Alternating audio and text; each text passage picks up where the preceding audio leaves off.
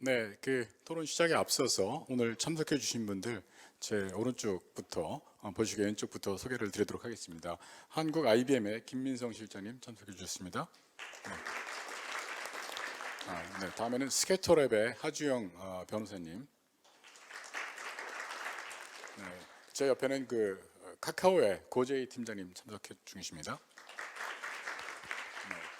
네, 네이버 AI랩의 이화란 리더님이십니다.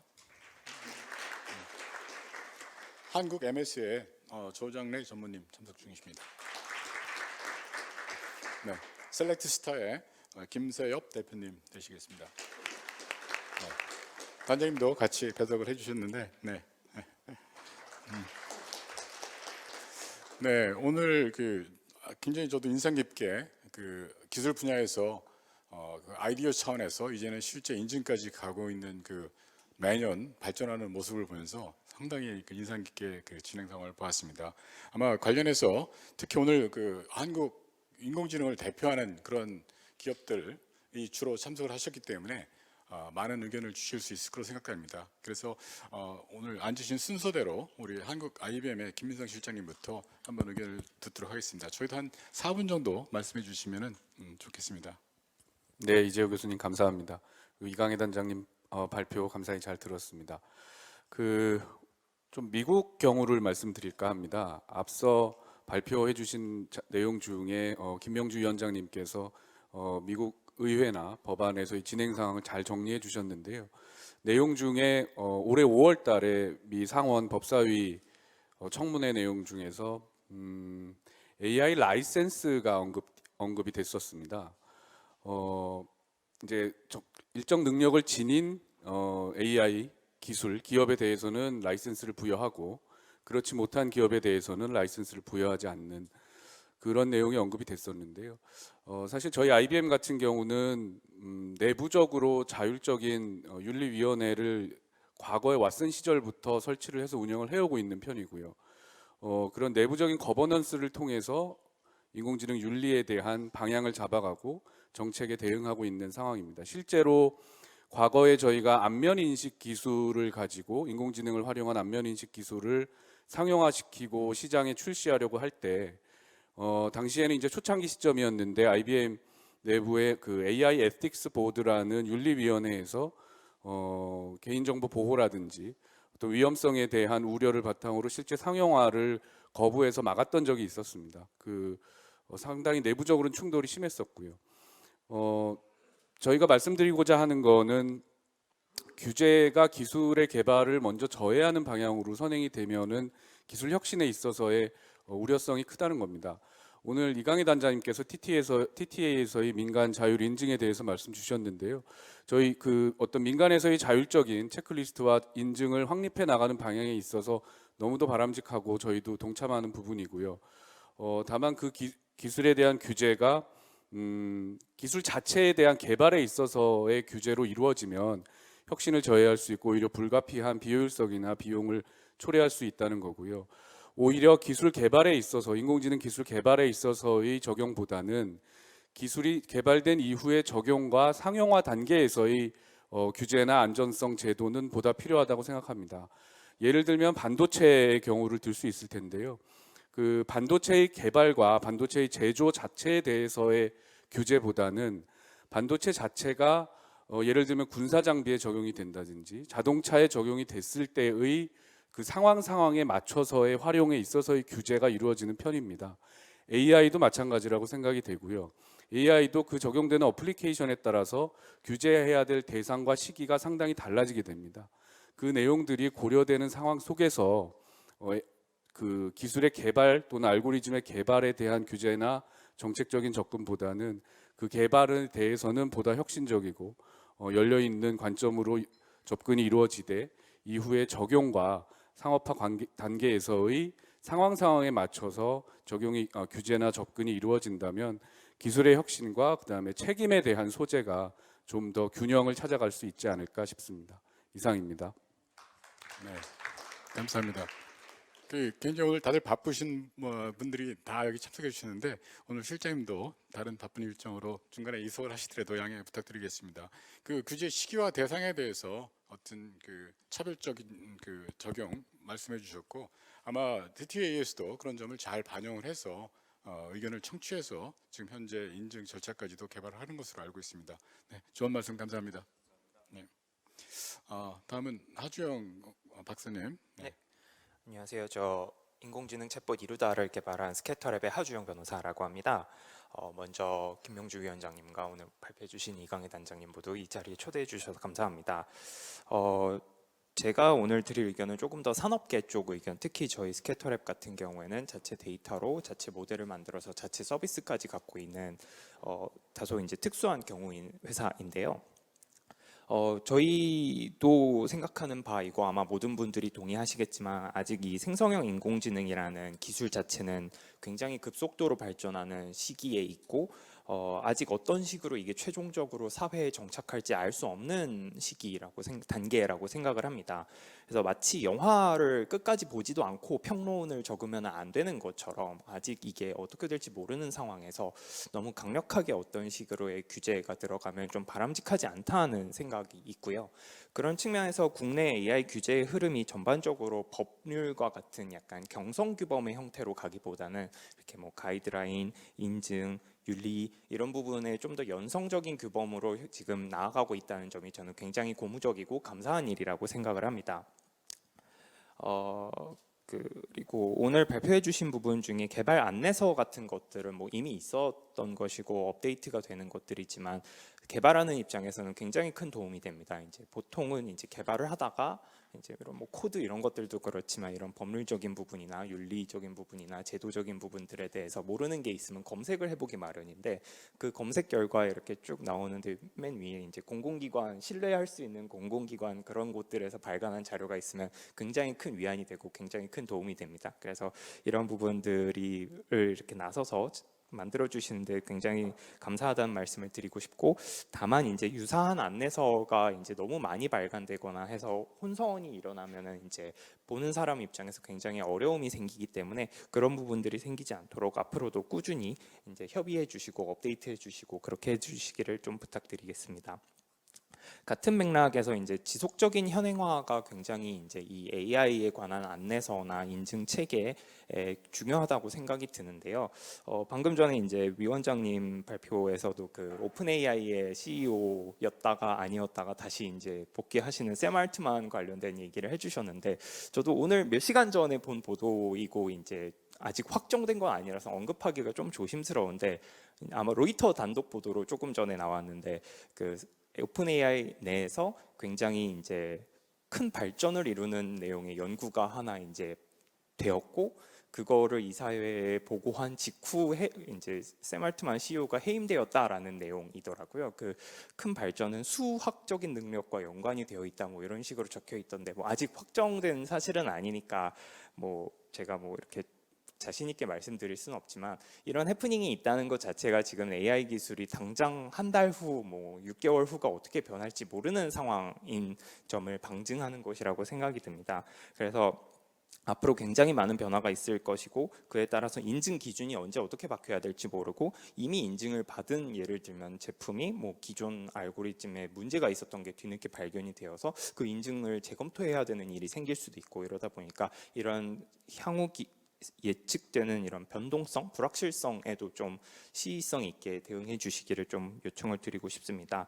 그리고 마지막으로는 이제 이 지금 저희 자율 인증 같은 경우에 서비스 단위로 이제 인증이 되고 있는데 이 점에 대해서 굉장히 좀 환영을 하고 싶은데요. 뭐 EU AI 법을 위주로 약간 파운데이션 모델이라고 부르면 혹은 뭐 LLM이라고 부르는 그런 모델 자체에 대한 이제 규제에 하는 방안이 대두가 되었었던 적이 있었는데요. 또 최근에 보면은 이제 그 EU 국가들 내에서도 뭐 독일이라든가 프랑스라든가 이런 조금 더 인공지능 기술에 앞서가는 국가들에서는 그런 것들이 좀 바람직하지 않고 어플리케이션을 규제하는 것이 좀 더 바람직하다라는 의견을 피력하는 것으로 알고 있습니다. 그 부분도 아직 유동적이다 보니까 제가 뭐 어떻게 말씀드리긴 어렵지만 아까 상무님께서도 비슷한 취지, 실장님께서도 비슷한 취지로 말씀을 해주셨던 것 같고요. 그래서 이런 부분들이 그 기술 그 자체에 대한 규제가 되지 않도록 조금 지금 스탠스를 유지해 주시기를 그렇게 부탁드리겠습니다. 이상입니다.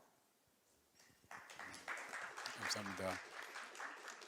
네, 스타트업 입장으로서 아주 실무적인 구체적인 그런 의견을 주셔서 굉장히 도움이 될 것 같습니다. 어떤 경성규범, 연성규범도 말씀하시고 시성뿐 아니라 어떤 지속 가능성, 현행화 부분 이런 부분까지도 쭉 입장을 밝혀주셔서 아주 유익한 의견으로 생각됩니다. 네, 다음 순서로서는 카카오의 고재희 팀장님께서 의견을 주시겠습니다. 네, 안녕하세요. 카카오 고재희라고 합니다.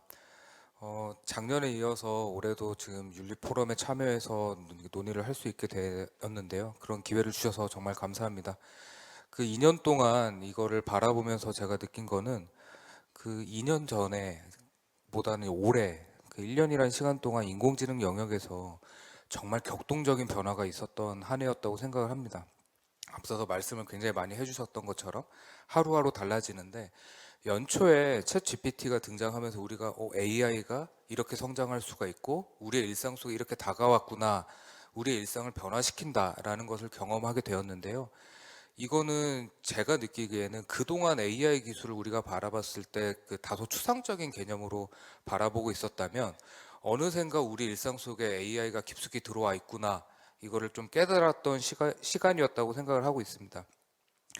그 이후에 우리가 지금 AI 기술적 한계, 사회적 문제 이런 것들에 대해서 좀 진지하게 고민을 하게 되었는데 이제 그 과정에서 또 돌이켜 보면 그간 AI 윤리하고 신뢰성에 대한 여러 가지 논의가 있었는데 그 논의들이 다소 좀 추상적인 느낌이 좀 들었었습니다. 그러니까 뭔가 실체가 좀 보이지 않으니까 좀 다소 추상적인 논의가 있었다면 이제는 우리 앞에 다가온 현실들에 대해서 이제 이야기를 하는 시점이 되었다라고 생각을 하고 있습니다. 또한 이것뿐만 아니라 우리에게 지금 요즘 쟁점이 되고 있는 저작권법 같은 인공지능의 좀 지능을 위한 문제도 같이 풀어야 되는 이슈가 있다라고 생각을 하는데요. AI에 대해서 좀 본질적으로 생각을 하면 앞서서도 많이 말씀들을 하셨지만 AI는 인간이 일의 본질에 더욱 집중할 수 있도록 지원해 주는 기능에 초점이 맞춰져 있다라고 생각을 하고 있습니다. 이 인공지능이 현재 인간을 아예 대체할 수는 없고 사람들이 그동안 반복적으로 해왔던 업무를 보다 효율적으로 할 수 있는 환경을 만들어주는 데 역할을 하고 있다라고 생각을 하고 있는데 다만 인공지능 기술을 활용하는 사례가 많아짐에 따라서 이런 부작용에 대한 우려가 더 커지고 있는 상황이고 이런 신뢰할 수 있는 인공지능을 어떻게 만들 수 있을지에 대한 그 전 세계적인 관심이 좀 집중이 되고 있다라고 생각을 하고 있습니다. 그런 환경에서 이제 규제에 대해서 이야기되는 건 당연한 수순이라고 생각을 하고 있고요. 이제 이런 그 신뢰할 수 있는 인공지능에 대한 사회적 공감대가 형성되고 있다는 점에서 좀 큰 의미가 있다라고 생각을 하고 있습니다. 일단 카카오에 대해서 좀 말씀을 드리자면 카카오도 신뢰할 수 있는 인공지능을 만들기 위한 노력을 좀 지속적으로 해오고 있습니다. 과거에 윤리 헌장을 제정한 이후에 사회적 변화에 맞춰서 윤리 헌장도 좀 지속적으로 업데이트를 하고 있고요. 저희는 이제 그 공동체라고 부르고 있는데 공동체 기술윤리위원회를 통해서 각 계열사의 AI 기술 윤리를 점검하기 위한 정기적인 논의를 이어가고 있습니다. 또한 AI 서비스 전 주기에서 발생 가능한 리스크를 점검하기 위한 프로세스를 갖추고 있고 이는 생성형 AI뿐만 아니라 AI 서비스 전반에 거쳐 있다고 보시면 될 것 같습니다. 그리고 이러한 노력을 정량화하는 노력도 좀 지속적으로 하고 있습니다. 카카오 서비스가 정말 다양한 영역에서 활용되고 있기 때문에 그에 맞는 높은 책임감을 가지고 있습니다. 또한 저희 카카오의 기준 역시 사회적으로 중요한 의미가 될 수 있다는 점에서 저희 내부적으로 심도 있는 논의를 좀 하고 있는 상황이라고 좀 말씀드리고 싶습니다. 그 작년에 제가 좀 이런 비슷한 말씀을 좀 드렸던 것 같은데 올해도 좀 개인적으로 좀 비슷한 말씀을 좀 드리고 싶은 부분이 있습니다. 윤리적인 기술이라는 거는 100% 수행하기 어려운 부분이라고 생각을 하고 있습니다.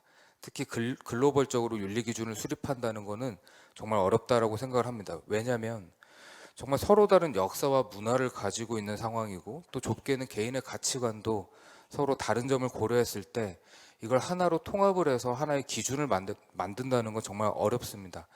그렇기 때문에 앞서서 저희가 지금 노력하는 것처럼 생명, 안전, 재산 등의 일부 영역에서의 좀 기준을 수립해 나가고 이걸 또한 IT 기업뿐만 아니라 AI 기술을 사용하는 여러 기업들이 함께 동참해서 이를 검증할 수 있는 단계를 같이 좀 마련했으면 좋겠습니다. 그래서 실제로 이 AI 기술들을 전혀 저희가 생각지도 못했던 영역에서 사용할 수가 있는데 그런 부분에서도 AI 기술들을 함께 좀 바라보시면 더욱 좋지 않을까라고 생각을 하고 있고요. 그런 측면에서 인공지능을 또 바르게 사용할 수 있는 리터러시 교육도 더욱더 강화해 나가야 된다고 생각합니다. 다음 세션에서 좀 논의가 될 것 같은데 기술과 제도가 뭔가 속도를 맞추고 있는 시점이 지금 다가오고 있는데 교육도 이제 이 속도를 따라와서 함께 맞춰 나가야 된다고 생각합니다. 인공지능 기술에 대해서 올바른 활용 그리고 기술적인 한계, 인간이 메인이 되고 기술은 보조적 역할을 수행한다는 걸 좀 명확하게 인식을 하고 바르게 사용할 수 있는 노력을 좀 함께 해 나가야 될 시점이라고 생각을 하고 있습니다. 그러니까 논의에 좀 참여하면서 많은 것을 배울 수 있었던 시간이었는데요. 여기서 좀 들었던 내용들은 저희 내부 정책 수립에 많은 도움이 되었고 저 자신도 좀 많이 좀 공부를 할 수 있었습니다. 저희 카카오도 더욱 신뢰할 수 있고 윤리적인 부분을 고려한 서비스를 만들기 위해 노력을 강화해 나갈 예정입니다. 앞으로도 저희 서비스에도 많은 관심과 조언 부탁드리겠습니다. 감사합니다. 네, 저희 정책 포럼이 윤리, 기술, 교육 모든 영역을 다 커버하고 있는 것 자체가 이런 좋은 결과를 만드는 데 도움이 되는 것 같습니다. 어떤 사회적, 윤리적 책임까지도 카카오의 규모에 걸맞는 그런 책임 있는 발언을 해주셔서 감사하고요. 거기에 걸맞는 책임 있는 그런 리더십도 보여주실 것으로 기대를 해보겠습니다. 네. 다음 순서가 네이버이기 때문에 제가 잠깐 말실수를 했습니다. 이화란 리더님, 다음 순서로 말씀해 주시죠. 네, 네, 안녕하세요. 네이버에서 온 이화란이라고 합니다. 네, 간단하게 이제 AI랩에서 언어 관련된 연구들을 하고 있고 최근에 오픈한 하이퍼클로바 X에서 이제 세이프티 관점에서 저희가 지켜야 할 것들을 이제 개발하는 일을 하였는데요. 올해 포럼에 참여하면서 이제 윤리나 정책 기준, 교육, 기술, 법 이제 굉장히 다양한 분야에서 전문적인 지식들도 많이 배울 수 있었고 또 이러한 지식들을 이제 사내에서 실제 서비스를 만들 때에도 많이 의견들을 반영해서 진행할 수 있었던 것 같습니다. 뭐 간단하게 잠시 소개를 해보자면 하이퍼클로바라는 이제 큰 언어 모델을 저희가 8월 말에 이제 공개를 하였고 이제 이걸 기반으로 다양한 서비스가 나가고 있는데요. 클로바 X라는 이제 챗GPT 같은 챗 베이스 서비스 그리고 이제 Q라는 이제 검색 고도화 서비스들이 시작되고 있고 쇼핑이나 이제 긴 문서 이해, 뭐 이미지 에디팅 같은 이제 새로운 이제 멀티모달 피처들이 확장되어 나가고 있습니다. 그러는 와중에 이제 저희가 고려해야 할 이제 세이프티 측면에서 굉장히 많은 부분들이 있을 것 같습니다. 기술적인 측면 말고 이제 정책적으로 최근에 이제 EU AI 액트나 뭐 영국에서 있었던 AI 서밋, 바이든 행정명령과 같이 AI 신뢰성과 안전성에 대한 이제 문제들이 굉장히 중요하고 많은 분들이 이제 쟁점 논의가 심화되고 있는데 국내에서도 이제 인공지능 신뢰성 제고를 위해서 선제적으로 노력하고 저희가 어떤 실질적인 준비와 결과물이 이제 조금씩 나오는 것 같아서 굉장히 도움이 많이 되고 있고 감사하게 생각하고 있습니다. 특히 이제 아까 발표 자료를 보면서 되게 느꼈던 게 이제 제너러티브 AI에만 특화되는 게 아니라 저희가 뭐 태용이나 스마트 치안과 같은 분야에서도 어떻게 안전성을 지켜 나가야 하는지 그런 가이드라인이 나온 게 되게 고무적이었는데 이게 점점 사용성이 높아지면서 어떤 인공지능 기반으로 디시전 메이킹을 했을 때 이게 사람에게 어떤 영향을 미치는가 이 결정이 뭐 인권이나 사람의 안전, 물리적이거나 뭐 정신적이거나 경제적인 그런 안전과 관련된 될 경우에 이제 굉장히 중요해질 거라고 생각을 합니다. 그래서 이런 기준을 정하고 특히 이제 국제 기준들과 결을 같이 하면서 뭐 이 기준들이 이제 되게 추상적일 수밖에 없으니까 모든 케이스를 다룰 수 없어서 어려울 수는 있겠지만 저희도 그랬던 것처럼 그 중소기업이나 스타트업들도 다른 대기업들도 그렇고 되게 참고할 수 있는 좋은 자료가 될 수 있을 것 같습니다. 그런데 이제 그거를 이제 활용하는 과정에서 이거를 기술적으로 어떻게 적용을 해야 될지 좀 어려운 부분이 있을 수 있을 것 같아요. 그러니까 정책이나 법 이제 탑다운으로 내려오는 가이드를 이제 실제로 버텀업을 어떻게 적용을 할 것인가 어려울 수 있는데 그러한 좀 실제 케이스들을 각 산업이나 그런 기관들에서 이제 공유할 수 있는 자리가 있으면 조금 더 프리티컬하게 쓸 수 있지 않을까 생각이 들었습니다.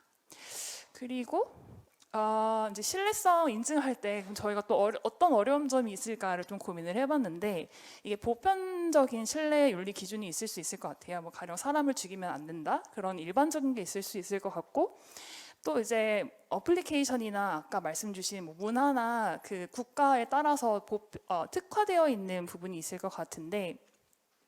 뭐 LLM을 기준으로 하면은 제너럴한 LLM이 있을 수 있고 또 이제 어떤 이제 회사에서는 특정 영역을 깊게 판 전문화된 뭐 버티컬 LLM이 있을 것 같아요. 그래서 경우에 따라서는 이제 제한된 도메인이나 시나리오에서만 작동하는 LLM을 이제 개발하는 경우에 너무 이제 높은 기준의 보편적인 가치를 추구하는 어떤 기준을 적용하면 좀 부담을 느낄 수 있지 않을까 이런 생각도 좀 해보았습니다. 그래서 이제 그런 보편적인 부분과 특화된 부분을 우리가 어떻게 나눠서 다룰 것인가 이런 부분 되게 많이 고민이 해주셔야 될 것 같다라는 생각도 들었고요. 앞으로 이제 점점 이제 고도화를 해나가야 되지 않을까 생각을 합니다.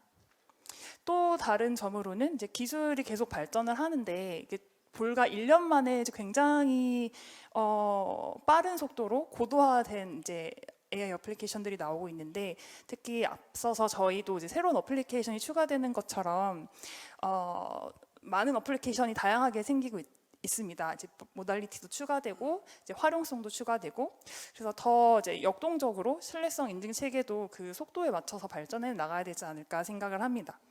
그렇게 빠르게 발전을 하려면 많은 분들이 이제 참여를 하셔야 할 것 같은데 그래서 문제를 많이 열어놓고 이제 산업이든 학계든 이제 정책 관련된 부처든 많이 의견 내고 또 이제 그것을 수렴해 나가면서 발전하는 게 중요할 것 같습니다. 이제 뭐 독점 관련된 문제는 이제 많은 분들이 의견을 내주셨는데 다소 급진적인 이야기일 수도 있을 것 같은데 인증 체계도 독점이 되면 괜찮을까라는 생각이 잠깐 들었습니다. 그래서 평가 또한 다각도로 접근을 하면서 어떻게 구축을 했고 그 방법과 뭐 데이터가 어떤 것인지 이렇게 투명하게 공개하는 게 필요하지 않을까. 그리고 이제 오픈 소스 측면에서 많은 사람들이 참여할 수 있는 창구가 좀 있으면 그것 또한 이 평가 또한 이제 모든 이들이 이제 수긍할 수 있지 않을까라는 생각을 하게 됐고요. 그래서 결론적으로는 이제 다학제 논의, 다양한 배경의 사람들의 논의가 많이 필요할 것 같다. 그리고 이제 물론 그렇다 보면은 이제 그거를 수렴하고 새롭게 가공하는 일이 굉장히 어려우실 텐데 그런 부분에서 어려움들을 척결하면서 좋은 앞으로 더 잘 나아갔으면 좋겠습니다. 또한 이제 글로벌 연대의 중요성 또한 말씀드리고 싶습니다. 네, 감사합니다. 네, 말씀 감사합니다. 저희 기술의 역할이 이렇게 말씀하신 추상적, 선언적 그런 내용들을 실제 이행하고 운용하는 것, 그것을 가능하게 하는 것이 기술의 책임이라고 생각됩니다. 그런 기술 선도에 계신 업체에서 동등한 그 무게로 이런 책임과 또 선도 역할을 말씀해 주셔서 그 많은 도움이 되는 것 같습니다. 네, 그 다음 순서로서는 한국 MS의 조정래 전무님 의견 듣도록 하겠습니다. 네, 안녕하십니까. 마이크로소프트 조장래입니다. 올해 4월, 5월 샘 올트만이 그 한국을 포함해서 17개국 투어에 나선다고 이제 본사에 미리 좀 일찍 그 얘기를 전해드렸을 때 제가 받은 느낌은 AI 업계의 BTS가 드디어 탄생하는구나 이런 느낌이었어요. 최근에 해프닝에 있어서 세계적인 관심을 이렇게 모은 것은 샘 올트만이라는 인물이 가지는 흥행성도 있고 거기에 그 뭐 쿠데타로 표현을 하죠. 거기에 사티아 나델라 CEO가 마이크로소프트 CEO가 백기사를 자처하고 나고 손을 내밀고 그다음에 그 오픈 AI 측에서 연판장 돌리고 또 역쿠데타 일어나고 이런 과정들을 보면서 이게 오픈 AI가 만든 챗GPT가 얼마나 큰 관심을 갖고 있는지 보게 되는 한 단면인데 정작 제가 주목한 것은 국내외 언론들이 이번 사태를 보는 시각, 태도 뭐 이런 겁니다. 그 무슨 말씀이냐면 가드레일 없는 AI 시대가 열렸다. 그러니까 이제 이 5일간의 해프닝이 끝나면서 그렇게 진단을 내리는 거죠. 특히 이제 국내 언론도 이제 그게 좀 심하게 나오는 건데 굉장히 자극적이고 이분법적이고 또 이 극단적으로 어떤 사안을 보는 시각이 AI를 둘러싼 여러 가지 우려 이런 것들이 담겨 있다고 보는데 저는 이건 굉장히 AI스러운 판단이에요. 어떻게 보면은 왜 그러냐면 최근에 저희 그 국제적으로 어떤 일이 있었는지를 볼 필요가 있습니다. 그게 저희 근거입니다. 올해만 하더라도요. 마이크로소프트, 오픈 AI 등등 이제 7개 회사가 모여서 아까도 나왔습니다만은 AI 자율 규제를 위한 규약, 커미트먼트를 이제 발표를 하죠. 백악관에서 발표를 하고 그다음에 G7 국가들이 히로시마에 모여서 AI 프로세스를 만들고 그다음에 곧이어서 그 백악관의 행정명령이 나오고 또 UK에서 또 AI 세이프티 서밋이 일어나고 이런 과정에 마이크로소프트와 오픈 AI가 깊이 연관이 되어 있습니다. 그러면서 약속들을 계속 쏟아냅니다. 그 중에 하는 예를 들면은 AI가 가져오는 저작권 문제 이게 이슈가 많이 될 거라고 얘기를 하고 있죠. 저희도 그 우려가 분명히 있습니다. 이 경우에 오픈 AI에게 만든 GPT 기술을 저희의 탑장에 이제 코파일럿도 있고 애저 오픈 AI도 있고 이러거든요. 저희 제품명입니다만 그걸 쓰는 고객이 이제 부지불식간에 자기가 모르는 사이에 저작권을 침해해서 소송을 당했을 경우 거기에 대한 책임을 지겠다, 민사적인 배상을 하겠다라는 게 저희 발표를 했습니다. 그러니까 이런 것들이 끊임없이 계속 발표가 되고 나왔어요. 근데 이게 기업의 어떤 명운을 거는 이런 어떤 대고객 약속인데 이런 걸 발표하면서 오픈 AI에서 벌어지는 사태처럼 어떤 AI 상업주의 또는 AI 윤리주의자 간의 어떤 경쟁, 그 싸움에서 권력 투쟁에서 한쪽이 이기고 한쪽이 승리했다 이렇게 될 수가 없다는 겁니다. 그러니까 산이 그리 간단하지 않고 어떤 명분을 그 이사회에서 처음에 내그릇 하든지 저는 그렇게 생각합니다. 아까 저 BTS 말씀을 드렸는데 여기도 질투심이 있구나. 이건 제 개인 의견입니다. 마이크로소프트 의견 절대 아닙니다. 여기에 경쟁심이 있구나. 혼자만 잘 나가는 어느 나라에 가더라도 17개국 중에서 국가 정상을 만난 게 꽤 있습니다. 이게 빚어내는 하나의 단면이라고 저는 봐주시면 될 것 같고요. 윤리 영향 평가 그 자율 인정 저는 뭐 필요하다고 생각합니다. 다만 저희가 이제 염두해야 될 것은 인정의 맹점은 있을 수 있다는 겁니다. 그게 무슨 말씀이냐면 인정을 받았기 때문에 나는 이제 우리 기업은 이제 괜찮아라는 책임 면피 멘탈의 그 수단이 될 수 있다. 그러니까 인정을 받았다는 사실은 그게 하나의 믿을 수 있고 안전한 AI일 수 있다라는 하나의 필요한 조건, 그것도 완전한 필요 조건도 아닙니다. 부분적인 필요 조건이 될 수 있을지언정 절대 충분 조건이 될 수가 없고요. 인정을 받았다는 사실 때문에 그 이후에 최선을 다하지 않는 모습들을 어떻게 할 것인가. 그래서 사실은 저희 마이크로소프트 뭐 예를 꼭 뭐 드는 건 들어 죄송합니다만 결국은 이건 내적인 힘이다. 내적인 의지다. 지속하겠다는 실천 의지다.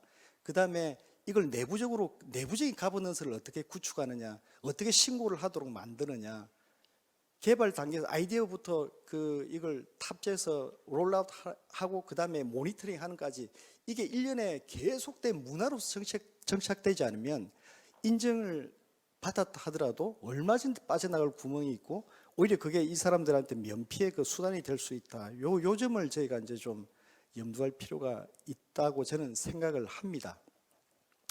그다음에 저 AI 그 UK에서 아까 AI 세이프티 서밋이 있고 이제 6개월 후에 우리가 하기로 했기 때문에 한 4월쯤에 열릴 것으로 생각되는데 저는 이게 굉장히 중요하다고 생각합니다. 왜냐하면 저희가 몇 년 전부터 이제 여기 이제 아주 뛰어난 두 개 기관 DTA와 키스티의 힘을 이제 같이 이제 도움을 받아서 과기정통부에서도 여러 가지 발표를 하고 했는데 좀 죄송한 말씀입니다만 이게 우리 한국 언어의 그 뭐 제한적인 그것 때문에라고 저는 생각을 하는데 많이 알려지지 않았어요.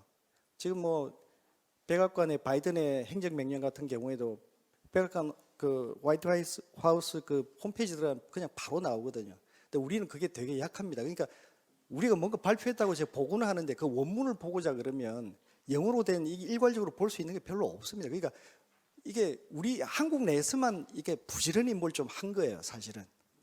그런 아쉬움이 있어서 저는 내년 4월에 있게 되는 그런 국제 행사에서 UK하고 어차피 지금 이제 손잡고 이렇게 다시 이렇게 하실 건데 약간의 그런 어떤 저는 이제 일본 동료가 마이크로소프트 일본 동료가 G7 국가라는 이유만으로 이번 G7 때 굉장히 그 어떤 일본이라는 국가가 중요하게 부각되는 걸 보면서 이게 국력이 이런 데서 또 조금 이제 드러난다는 생각이 들어서 좀 속상하기도 했는데요.